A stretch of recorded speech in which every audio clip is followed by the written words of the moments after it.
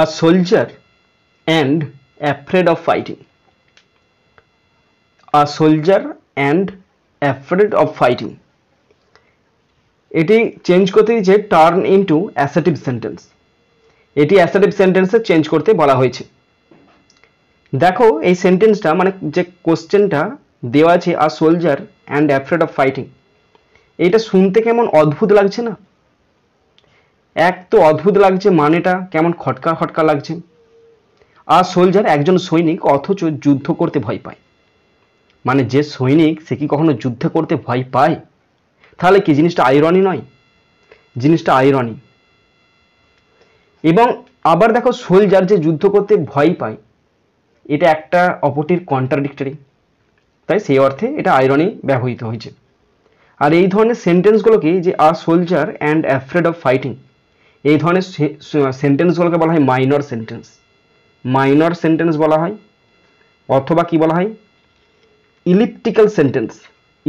ELLIPTICAL, elliptical sentence বলা হয়। কেন?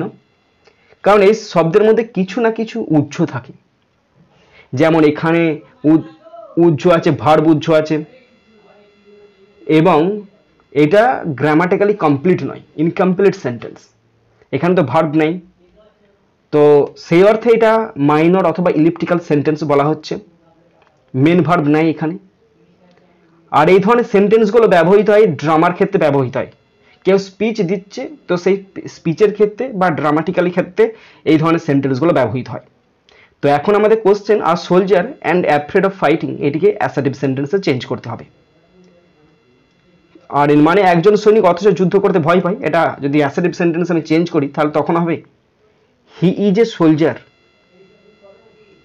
He is a soldier, SOLDIER, he is a soldier, and he is afraid, AFRAID, afraid of fighting. Stop.